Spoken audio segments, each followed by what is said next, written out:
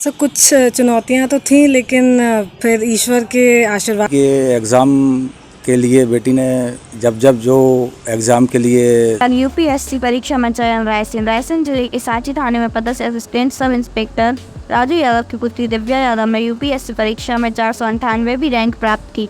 दिव्या की इस सफलता पर पूरे रायसेन जिले में खुशी की लहर है। तो वहीं रायसेन कलेक्टर अरविंद दुबे और एसपी विकास कुमार फहवान ने दिव्या से मिलकर बधाई दी है। आप देख रहे हैं केसी न्यूज। रायसेन जिले के सांची थाने में पदस्थ assistant sub inspector Raju Yadav की पुत्री दिव्या यादव ने यूपीएससी की परीक्षा में 498वीं रैंक हासिल करके आईपीएस एवं आईएएस बनने का सपना साकार किया है। दिव्या की सफलता पर पुलिस महकमे सहित पूरे रायसेन जिले में खुशी की लहर है। तो वहीं रायसेन कलेक्टर अरविंद दुबे और एसपी विकास कुमार सहवाल ने दिव्या से मिलकर उसके उज्जवल भविष्य के लिए बधाई एवं शुभकामनाएं दी हैं। आपको बता दें कि assistant sub inspector Raju Yadav की पुत्री दिव्या यादव ने कठिन परिश्रम करके यह मुकाम हासिल किया है। इसके लिए दिव्या ने लगभग 10 घंटे रोज पढ़ाई की है। तो वहीं 4 अटेम्प्ट देने के बाद दिव्या नर्वस होने लगी थी। तब उसके माता पिता ने दिव्या को समझाया कि प्रयास करो बेटा, तो सफलता जरूर मिलती। इसी बात को ध्यान में रखते हुए दिव्या ने दिन रात मेहनत करके आज इसे ये सफलता हासिल हुई है। दिव्या ने अपनी इस सफलता का श्रेय अपने गुरुजनों और अपने माता पिता तथा भाई को दिया है। दिव्या कहना है कि कई बार ऐसे मौके भी आए जब उसका मन विचलित हुआ। उसको यूपीएससी परीक्षा की तैयारी के लिए प्रोत्साहन देने वाले उसके मामा का जब देहांत हुआ था तब उसका मन विचलित हुआ था, लेकिन उसने अपने मामा की इच्छा को पूरा करने के लिए तैयारी जारी रखी और ये सफलता हासिल की। वहीं दिव्या के माता पिता अपनी पुत्री की इस सफलता पर खुशी महसूस कर रहे हैं। तो वहीं उनका कहना है कि रात दिन की कठिन मेहनत करके ही दिव्या ने मुकाम हासिल किया है। आज हम सभी को दिव्या पर नाज है। पूरे पुलिस महकमे में खुशी का माहौल है। सर, ये अभी मेरा नाम दिव्या यादव है। मेरा अभी 4th अटेम्प्ट में सिलेक्शन हुआ है और रैंक मेरी 498 आई है। तो रहा है क्योंकि मेरे पहले 3 अटेम्प्ट्स में प्रीलिम्स क्लियर नहीं हो पाया था, तो वो थोड़ा फेलियर्स का सेटबैक था। लेकिन फिर इस अटेम्प्ट में और मेहनत करी, क्या गलतियां रहीं उन्हें पहचाना और फिर उस पर काम किया। तो इस बार पहली बार प्रीलिम्स क्लियर हुआ, फिर मेंस और फिर इंटरव्यू भी क्लियर हुआ। और मैंने अपना एजुकेशन मैनेट भोपाल से किया है। उसके बाद 1 साल तक जॉब भी किया था सूरत में। फिर 2020 में रिज़ाइन करने के बाद मैंने प्रिपरेशन स्टार्ट की थी और सबसे ज़्यादा सहयोग मेरे माता पिता का रहा। मम्मी घर पर ही रहती थी, मैंने घर से ही तैयारी की है, तो उनका हमेशा पूरे 24 घंटे मम्मी का सपोर्ट रहता था। और इसी के साथ साथ पूरा परिवार, मेरा भाई भी और दोस्त और टीचर्स सभी का काफ़ी सपोर्ट रहा है। कितना चुनौतीपूर्ण रहा पूरा आपका पूरा, आप देखें तो कितनी चुनौती थी इस पूरे एग्ज़ाम को करने में? सब कुछ चुनौतियां तो थी, लेकिन फिर ईश्वर के आशीर्वाद से ऐसी कुछ ज़्यादा समस्याएं नहीं आई। बस एग्ज़ाम से रिलेटेड ही था, कभी कम मार्क्स आते थे तो उसके कारण बुरा लगता था। लेकिन फिर वही अपनी गलतियों को पहचानो, उन पर काम करो, तो धीरे धीरे करते करते आगे बढ़ो बस। क्या क्वेश्चन पूछे थे, कुछ आपको याद हो?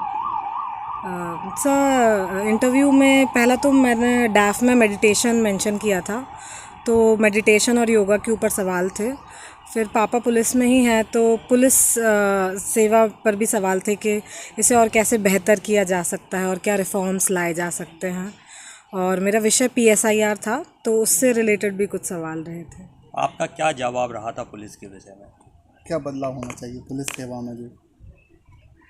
सब अभी तो पुलिस सेवा को और थोड़ा मॉडर्नाइज़ किया जा सकता है और टेक्नोलॉजी का इस्तेमाल, और जो लोअर लेवल है वहाँ पर जो भी लोग कार्यरत हैं उनके लिए कि उनका जो टाइम है वो बैलेंस रहे।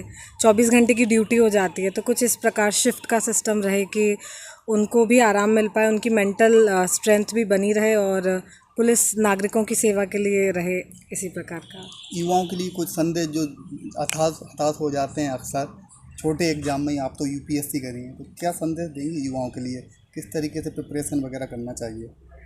पहला तो ये कि कोई भी चीज़ छोटी बड़ी नहीं होती है, और यदि हमने कोई भी लक्ष्य बनाया है तो निरंतर प्रयास करने से वो ज़रूर हासिल होता है। लेकिन माता पिता के लिए एक है कि उन्हें हमेशा बच्चों का सपोर्ट करना चाहिए। जो वो पढ़ना चाहते हैं, बेटियां हों बेटे हों, उन्हें उनका समर्थन करना चाहिए। 3 बार आपका सिलेक्शन भी नहीं हो पाया और आपने जॉब भी की थी, फिर मन में कैसे विचार आया कि एक बार और इसको फाइट करना चाहिए?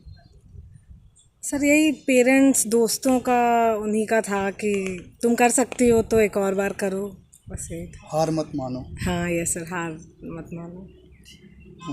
उसी है। और किस तरीके से आपने पुलिस सेवा में रहते हुए इस चुनौती को किया और बेटी का साथ दिया? मुझे बहुत खुशी हो रही है और बहुत मतलब उसकी मैं इतनी खुशी हो रही है कि मैं बता नहीं सकता आपको। और बेटी के एग्ज़ाम के लिए बेटी ने जब जब जो एग्ज़ाम के लिए मेरे से बोला तो वो मैंने उसकी सारी आवश्यकताएं समय समय पे पूरी भी करते रहा। और जब उसने 2-3 बार जो एग्ज़ाम दिया था उस एग्ज़ाम में सफलता नहीं मिली तो मैंने उसको हमेशा यही मतलब गाइड करते रहा कि आप आगे भी तैयारी करते रहो, सफलता मिलेगी।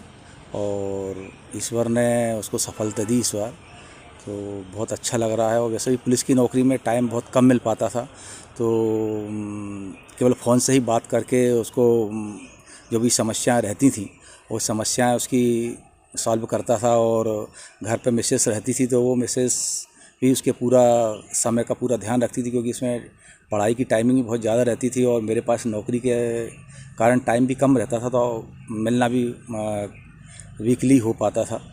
तो बड़ा अच्छा लग रहा है इस बार बेटिया ने एग्ज़ाम क्लियर कर लिया तो बहुत अच्छा लग रहा है।